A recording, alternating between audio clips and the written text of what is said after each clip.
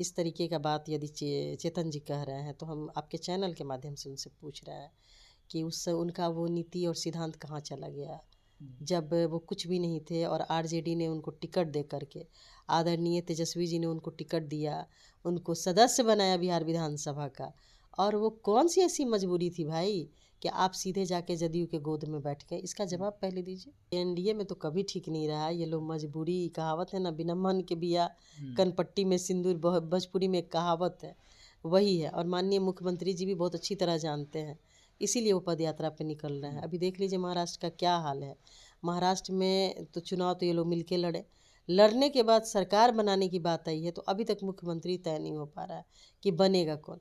तो माननीय मुख्यमंत्री जी जानते हैं कि चाहे जो कुछ भी हो जाए ये लोग हमको मुख्यमंत्री दोबारा जो 25 के इलेक्शन हम जीत के भी आएंगे तो ये लोग बनने नहीं देंगे। नमस्कार, स्वागत आपका लाइव बिहार में। मैं आपके साथ है संजीव सिंह। देखिए, अगले साल 2025 में बिहार विधानसभा का चुनाव होने वाला है, लेकिन उससे पहले जो है बयानबाजी का दौर जारी है। साथ ही साथ आपको बता दें कि मुख्यमंत्री नीतीश कुमार जो है वो महिला संवाद यात्रा पर निकलने वाले हैं और कहा जा रहा है कि मुख्यमंत्री नीतीश कुमार जिस प्रकार से महिलाओं को लेकर के जो काम किए हैं, महिलाओं के लिए जो काम किए हैं, उसको लेकर के जिस प्रकार से लगातार जेडीयू के नेता दावे करते हैं, उसी दावे को लेकर के मुख्यमंत्री नीतीश कुमार महिलाओं के बीच जाएंगे, महिला से सीधा संवाद करेंगे, इसी को लेकर खास बातचीत करेंगे। हमारे साथ बातचीत करने के लिए कांग्रेस से विधायक हैं प्रतिमा दास, सीधे बातचीत करते हैं। कैसे देखते हैं मुख्यमंत्री नीतीश कुमार महिला संवाद यात्रा पर निकलने वाले हैं? देखिए, इससे तो साफ प्रतीत होता है कि अब महिलाओं ने मन बना लिया है कि अब जेडीयू से अपना पल्ला, जेडीयू से किनारा करने लगी है महिला।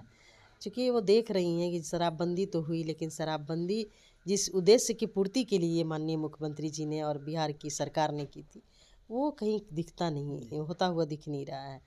क्योंकि शराबबंदी के नाम पर गरीब गुरबा को और वैसे लोगों को जो बेसहारा हैं उनको जेल के अंदर भरा गया, उनको उनका जीवन यापन की समस्या उत्पन्न हो गई।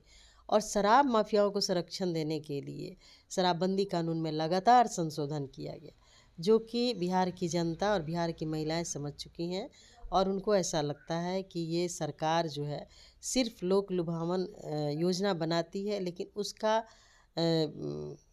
सरजमी पर उतर पाना संभव नहीं है। क्योंकि ये सरकार माननीय मुख्यमंत्री जी नहीं चला रहे हैं, सरकार बिहार के प्रशासन के अधिकारी चला रहे हैं। लेकिन जेडीयू के तमाम नेता दावे करते हैं जिस प्रकार से उन्होंने महिलाओं के लिए जिस प्रकार से लगातार काम कर रहे हैं बिहार में, और लगातार शराबबंदी को लेकर खास करके कहते हैं कि जो काम शराबबंदी को लेकर के हुआ, जो कानून बना है उससे महिलाएं काफ़ी सुरक्षित अपने आप को महसूस करती है। पहले शाम के बाद घर से बाहर निकलना मुश्किल हो जाता था, तो इसको कैसे देखते हैं तांत्रिक को? देखिए, ये बहुत अच्छी बात है कि शराबबंदी हुई, उसका पालन होना चाहिए था, लेकिन ऐसा लगता है कि शराबबंदी के नाम पर सिर्फ और सिर्फ ढकोसला हुआ। अभी एक छोटी सी घटना आपको बताते हैं। एक बार राजेंद्र नगर के पास हमने देखा कि अच्छे घर के लड़के रोड के बीचों बीच, रोड के किनारे लेट करके एकदम छटपटा रहे थे। तो मुझे लगा कि वो उनको कोई एक्सीडेंट हो गया, लेकिन जब पुलिस आई तो पुलिस देख के ही समझ गई कि दोनों बच्चे ड्रग्स के एडिक्टेड हैं। तो कहीं न कहीं सरकार में बैठे हुए प्रशासन के जो लोग हैं, उनको पता है कि बिहार अब बिहार नहीं रहा, उड़ता पंजाब के रास्ते पे जा रहा है। इसलिए माननीय मुख्यमंत्री जी को अब संवाद की ज़रूरत पड़ गई है महिलाओं के बीच में जा कर के, लेकिन इसका कोई असर नहीं पड़ने वाला। 2025 में विधानसभा का चुनाव होने वाला है। एक तरफ जहां भाजपा कह रही है कि मुख्यमंत्री नीतीश कुमार के नेतृत्व में चुनाव लड़ेंगे, तो वहीं चिराग पासवान की पार्टी से कई ऐसे नेता हैं, सांसद हैं जो कहते हैं कि चिराग पासवान को वो मुख्यमंत्री के चेहरे के रूप में देखना चाहते हैं। आपको क्या लग रहा है, एनडीए में सब कुछ ठीक ठाक है? देखिए, एनडीए में तो कभी ठीक नहीं रहा ये लोग, मजबूरी कहावत है ना, बिना मन के बिया कनपट्टी में सिंदूर, भोजपुरी में एक कहावत है, वही है। और माननीय मुख्यमंत्री जी भी बहुत अच्छी तरह जानते हैं, इसीलिए वो पद यात्रा पे निकल रहे हैं। अभी देख लीजिए महाराष्ट्र का क्या हाल है। महाराष्ट्र में तो चुनाव तो ये लोग मिलके लड़े, लड़ने के बाद सरकार बनाने की बात आई है तो अभी तक मुख्यमंत्री तय नहीं हो पा रहा है कि बनेगा कौन। तो माननीय मुख्यमंत्री जी जानते हैं कि चाहे जो कुछ भी हो जाए ये लोग हमको मुख्यमंत्री दोबारा जो 25 के इलेक्शन हम जीत के भी आएंगे तो ये लोग बनने नहीं देंगे। एक आखिरी सवाल रहेगा, चेतन आनंद और आनंद मोहन जिस प्रकार से चिराग पासवान पर हमला कर रहे हैं, चिराग पासवान को लेकर के आनंद मोहन ने कहा कि एनडीए में है या नहीं वो स्पष्ट करे, इमामगंज क्यों नहीं गए प्रचार प्रसार करने के लिए, तो वही चेतन आनंद कह रहे हैं कि हम लोग जिंदा कौम के नेता हैं, मर्द हैं, जिधर हम किसी डरने वाले नहीं हैं। तो ये बयानबाजी को कैसे देखते हैं? देखिए, राजनीति में इस तरीके का बयानबाजी का कहीं कोई जगह नहीं है। वसूल और नीति सिद्धांत सब लोगों ने ताक पे रख दिया है।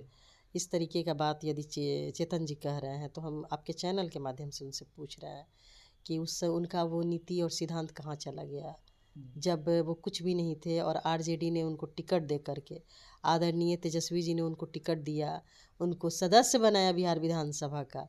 और वो कौन सी ऐसी मजबूरी थी भाई कि आप सीधे जाके जदयू के गोद में बैठ गए? इसका जवाब पहले दीजिए। चलिए, बहुत धन्यवाद। बहुत धन्यवाद। तो हमारे से बातचीत कर रहे थे कांग्रेस से विधायक हैं प्रतिमा दास जी। उन्होंने साफ साफ कहा कि वो कौन सी परिस्थिति थी जैसे जिससे वो जीटी गोद में जाके बैठ गए, और साथ ही साथ मुख्यमंत्री नीतीश कुमार को लेकर के उन्होंने बात की, जिस प्रकार से वो बिहार संवाद यात्रा पर निकलने वाले हैं। साथ साथ और भी कई मुद्दे को लेकर खास बातचीत की। क्या कुछ करते आप सुन रहे थे, अभिप्राय प्रतिक्रिया कमेंट उसके माध्यम दे सकते हैं। आप देख रहे थे लाइव बिहार। बहुत बहुत धन्यवाद।